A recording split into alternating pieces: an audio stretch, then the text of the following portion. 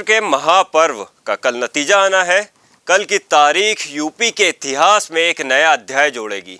कल पता चलेगा कि कौन सत्ता पर काबिज होगा।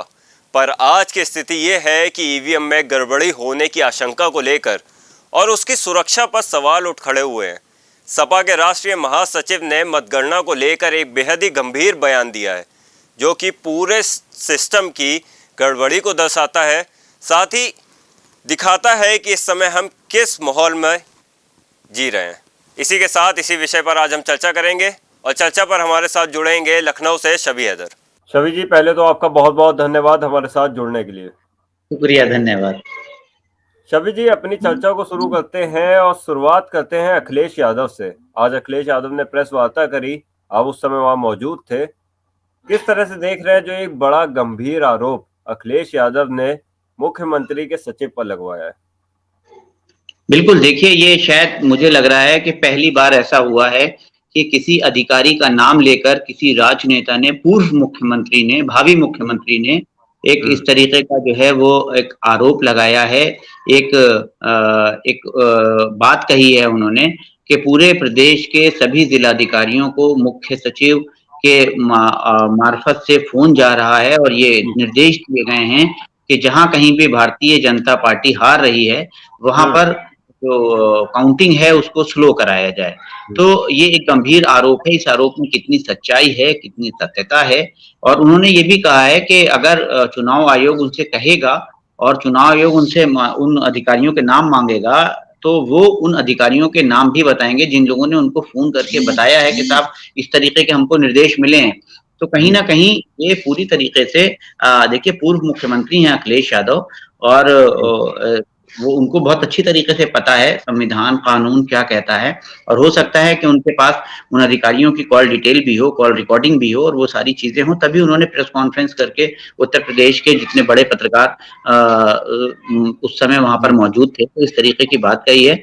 और साफ तौर पर कहा है कि उत्तर प्रदेश में ईवीएम को बदला जा रहा है। कल जिस तरीके से वाराणसी से खबर आई, कल जिस तरीके से बरेली में जो है वो कूड़े की गाड़ी में ईवीएम मिले, कल जिस तरीके से बैलेट बॉक्स मिले एसडीएम की गाड़ी से, और कल जिस तरह से संजय लाठर जो हैं उन्होंने एक संदिग्ध व्यक्ति को स्ट्रांग रूम से बाहर निकलते हुए पकड़ा और वो व्यक्ति अपना आईडी कार्ड नहीं दिखा पाया, अपने आप को कानूनगो बता रहा था। काफ़ी गहमा-गहमी हुई और इस पूरे खबरों से जो है समाजवादी पार्टी के जो कार्यकर्ता हैं वो उत्तेजित हैं और झुंड बनाकर और समूह बनाकर जो है वो निकल रहे हैं और ईवीएम की रखवाली कर रहे हैं। कुल मिलाकर नतीजे किस तरीके के आएँगे कल, ये आज का दिन, आधा दिन और आज की रात जो है, ये बड़ी कौतूहल भरी रात होगी। और मुझे नहीं लगता कि जो लोग चुनाव लड़ रहे हैं या चुनाव की प्रक्रिया से जो लोग जुड़े हैं, जिन पर ज़िम्मेदारी है, वो लोग भी, मुझे नहीं लग रहा है कि चैन से सो पाएँगे, क्योंकि आरोप और प्रत्यारोप का दौर जो है वो जारी है और कोई भी नहीं चाहेगा कि उसके ऊपर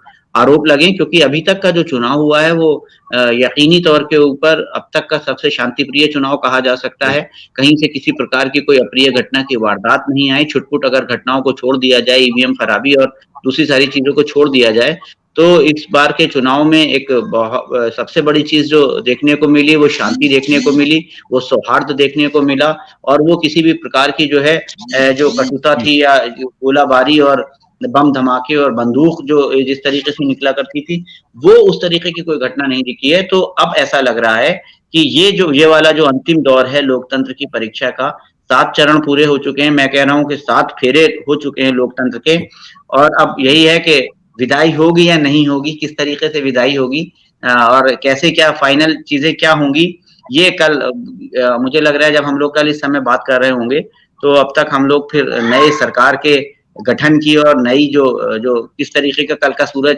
लेकर अपने साथ चीज़ें उगेगा, गठबंधन की सरकार आएगी, एब्सोल्यूट मेजॉरिटी की सरकार आएगी, सरकार बदलेगी, सरकार नहीं बदलेगी, तो ये वो सारे प्रश्न हैं जिनका जवाब कल तक मिल चुका होगा। लेकिन यकीनी तौर पर उत्तर प्रदेश वासियों के लिए जो अब का जो काउंटडाउन है, वो एक कौतूहल भरा है, वो एक बहुत ही ज़्यादा जो है वो एक सस्पेंस भरा है और देखना यही होगा कि इस सस्पेंस में क्या निकल कर आता है।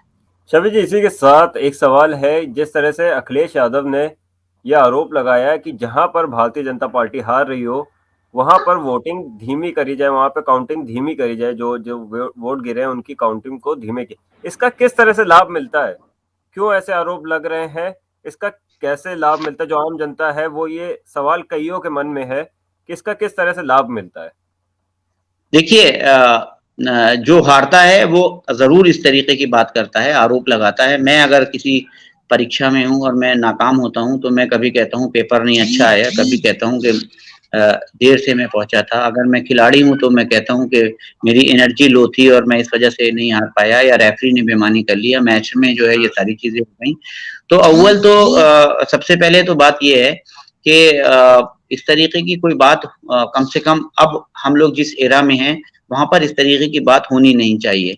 बेईमानी की, लोकतंत्र को हाईजैक करने की, और इस तरीके की जो हरकतें हो रही हैं, यकीनी तौर पे हम सब के लिए एक बहुत ही ज़्यादा शर्म का विषय है।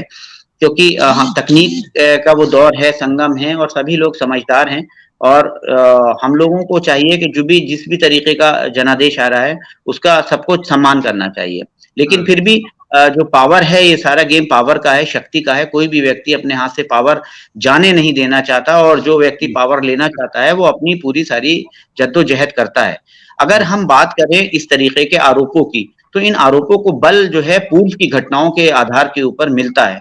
क्योंकि बिहार के अगर हम जिस तरीके से नतीजों की बात करें, और बिहार में जिस तरीके से जो वोटिंग हुई थी और उसके बाद काउंटिंग हुई थी और जिस तरीके से नतीजे आए थे, तो उसमें ये बातें सामने आई थी कि बहुत सारी ऐसी सीटें थी जिनका जो मतगणना होती है वो बिल्कुल सही तरीके से होती है, और फिर उसके हुँ, बाद धीरे-धीरे वो डिले होना शुरू होती है, और रात में 8 बजे और 9 बजे और 12 बजे परिणाम आते हैं। अगर हुँ, मतगणना में इतना ही टाइम लगना है, तो फिर ईवीएम की फ़ायदा क्या है? क्योंकि ईवीएम जी, पे बहुत लंबे समय से आरोप लग रहे हैं। ईवीएम का मतलब ये होता है कि देखिए, वोट में तो हम मान सकते हैं कि थोड़ा-सा टाइम लगता है एक वोट कास्ट होने में, फिर भी 30 से 35 सेकंड अगर सारी चीज़ें सही हैं, तो 1 मिनट जो है वो 1 वोट में जो है वो पड़ता है। लेकिन हुँ, काउंटिंग में तो 1 मिनट भी नहीं लगना चाहिए। काउंटिंग में मशीन निकाली जाती है, उसकी सबसे पहले सील वहाँ पे जो लोग होते हैं उनको सील खोल के दिखाई जाती है। फिर उसके बाद एक उसका जो सीपीयू का जो कंट्रोल, जो मेन जैसे कंप्यूटर ऑन करते हैं, हम जैसे ही जी, ऑन करते हैं, वो सबसे पहले और जिस ऑब्लिक बताता है, अगर 700 मतों का बूथ है, तो 700 ऑब्लिक 576 आएगा, यानी कि 700 वोट का बूथ है, और 576 वोट इसमें पड़े हैं। और उसके जी, बाद फिर वो जो है वो बता देगा कि बीजेपी को, कमल को कितने हैं, हाथी को कितने हैं, साइकिल को कितने हैं, और जी, उसका टोटल जो है काउंटिंग उसके नीचे आ जाएगा। मुझे ऐसा लगता है कि एक ईवीएम मशीन की काउंटिंग में 5 से 7 मिनट का समय लगता है, और फिर उसका ग्रैंड टोटल जो है, चूँकि सब कुछ एक ऑटोमेटिकली और वो सारी चीज़ें होती हैं, तो एक ग्रैंड टोटल जो कंट्रोल यूनिट होती है, वहाँ पर चला जाता रहता है। रिटर्निंग ऑफिसर जो है वो उसका अनाउंसमेंट करते हैं, जो बूथ एजेंट होते हैं, जो मतगणना स्थल पर लोग होते हैं, वो उसकी जो है बाकायदा गिनती करते हैं। जो वेबकास्ट हो रहा है, यानी कि अब जो पोलिंग बूथ के हों या फिर काउंटिंग बूथ हों, वहाँ पर चुनाव आयोग की तरफ से वेबकास्ट हो रहा है, वेब कैमरे लगाए जा रहे हैं, सारा सब कुछ हुँ, लाइव है। चुनाव आयोग की जो है वो वेबसाइट के ऊपर लाइव अपडेट्स हैं। लेकिन फिर ऐसा क्या कारण होता है कि कुछ सीटों के ऊपर जो है वो काउंटिंग बहुत स्लो होती है। हम लोग अगर लखनऊ की बात करें, लखनऊ राजधानी है, और हुँ, राजधानी में कभी भी ऐसा नहीं हुआ कि कभी मध्य की जो है वो काउंटिंग जो है वो रात में 12 बजे हो रही है, कभी सुबह के 3 बज रहे हैं, 4 बज रहे हैं, और अगर ईवीएम में इस तरीके की चीज़ें हो रही हैं, तो ये कहीं न कहीं संदेह को जन्म देती हैं, और जी, जो लोग भी इस पूरी व्यवस्था से जुड़े हैं, उनको चाहिए कि इस तरीके का संदेह ना हो, क्योंकि होता अगर कुछ नहीं है, फिर भी जो वोटर्स हैं उनके मन में आशंका बलवाती है, और आरोप और प्रत्यारोप का दौर जो है वो जारी रहता है, और बाद में फिर चर्चाएं इसी प्रकार की रहती है कि मैंने तो वोट फलाने को दिया था, ढमकाने कैसे जीत गया, बेईमानी हुई है। और एक बार अगर लोकतंत्र हमारा, हमारी ये जो ये हमारा सिस्टम है, और ये जो हमारा चुनने की जो प्रक्रिया है, अगर ये संदेह के घेरे में आ जाएगी, तो यकीन जानिए हमारे पास कुछ भी नहीं बचेगा। हम जी, एक लोकतांत्रिक देश हैं, दुनिया के सबसे मजबूत लोकतंत्र में हम रह रहे हैं, हमारी जो जी, व्यवस्थाएँ हैं वो बिल्कुल ट्रांसपेरेंट हैं, चाह कर के भी कोई किसी की मदद नहीं कर सकता। लेकिन कुछ लोग हैं जो हमेशा से लोकतंत्र को, संविधान को हाईजैक करना चाहते हैं। पूर्व में किया भी गया है, कभी बाहुबल के ज़रिए किया गया है, कभी हुँ, पैसे के बल पे किया गया है, कभी जुगाड़ के बल पे किया गया है। तो बड़ा सवाल यही है कि आखिर अभी तक 70 साल हो गए हमको आज़ाद हुए, हम एक दुनिया के एक बहुत मजबूत राष्ट्र के तौर पर विश्व के मानचित्र में हमारी जो है वो उपस्थिति दर्ज है। चाहे वो लोकतांत्रिक परंपराओं का निर्वहन करने की हो, चाहे किसी मजबूर की मदद करने की हो, या किसी किसी दूसरे देश को जो है मदद पहुंचाने की हो, हम हमेशा से आगे हैं और हम भारतवासियों के पास इसके सिवा क्या है? हमारा जो सीना है वो गर्व से जी इसीलिए फूला करता है कि हम भारत देश के हैं। और अगर एक बार हमारी इस पूरी व्यवस्था पर प्रश्न चिन्ह लग गया, अगर एक बार ये व्यवस्था हाईजैक हो गई और अगर एक बार इस व्यवस्था से लोगों का विश्वास उठ गया, तो यकीन जानिए हमारे पास सब कुछ होगा लेकिन कुछ नहीं होगा। जी शबी जी, बहुत सही बात कही आपने। ईवीएम को बड़े ही अच्छे तरीके से समझाया। इसी के साथ एक सवाल मेरे मन में अभी आया, आपने जिस तरह से सवाल उठाया उस पर, कि जितने भी मीडिया रिपोर्ट्स देखी गई, एग्जिट पोल्स आए, उससे पहले की अगर बात करें तो मैंने कई चैनलों को देखा, कई बड़े-बड़े जो वरिष्ठ पत्रकार हैं उनकी बातें सुनी, तो एक चीज़ सामान्य थी कि वो कहते थे किसी की भी लहर नहीं है, बराबर की टक्कर है। लेकिन जब एग्जिट पोल के नतीजे आते हैं तो वो कुछ और ही दर्शाते हैं। इसको किस तरह से देख रहे हैं आप?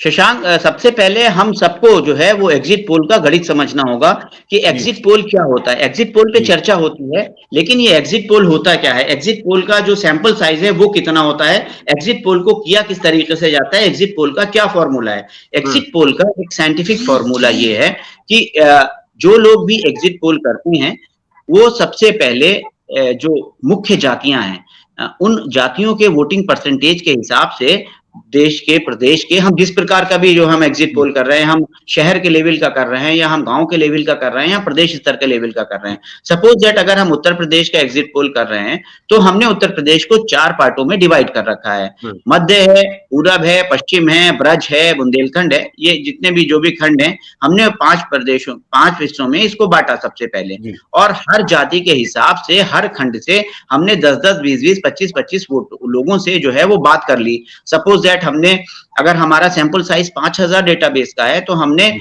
पांच ब्राह्मण से, 5 क्षत्रिय से, 5 वैश्य से, 5 मुसलमान से, 5 ओबीसी से, 5 उससे जो है वो हमने हर क्षेत्र के लोगों से जो है इस तरीके से बात कर ली। और फिर अगर हमने ये देखा कि पश्चिम का ब्राह्मण कहता है कि हमने बीजेपी को वोट दिया, पूरब का ब्राह्मण कहता है हमने बीजेपी को वोट दिया, बुंदेलखंड का ब्राह्मण ये कहता है कि हमने बीजेपी को वोट दिया, तो अब बाकी के जो 2 ब्राह्मण हैं, यानी कि उसमें जो पूरा जो 17 करोड़ लोग हैं, उन सबकी राय जो है वो उसमें समाहित करते हुए हम उसको कैलकुलेट के जरिए जो है वो हर सीट का जो है वो आंकलन कर देते हैं और वोटिंग जी, परसेंटेज के हिसाब से दिखा देते हैं। अक्सर जी, इसमें ऐसा होता है कि ये फॉर्मूला जो है अगर लग गया तो तीर होता है और अगर नहीं लगा तो तुक्का तो है ही है, क्योंकि उत्तर प्रदेश में पिछले 10 साल का अगर हम एग्जिट पोल के नतीजों को देखें तो कोई भी एग्जिट पोल आज तक एग्जिट तो हुआ है लेकिन एग्जैक्ट एग्जिट पोल नहीं साबित जी, हुआ है। बहुत जी, बहुत ज्यादा पीछे जाने की जरूरत नहीं है, सिर्फ पश्चिम बंगाल आप जाइए और पश्चिम जी, बंगाल के चुन एग्जिट पोल को अगर आप देखेंगे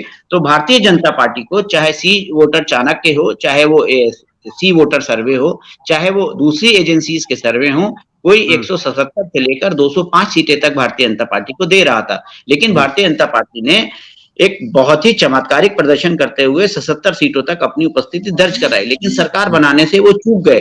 तो क्या एग्जिट पोल के इसी तरीके के नतीजे उत्तर प्रदेश में आएंगे या ये वाकई में जो है एग्जैक्ट पोल होगा?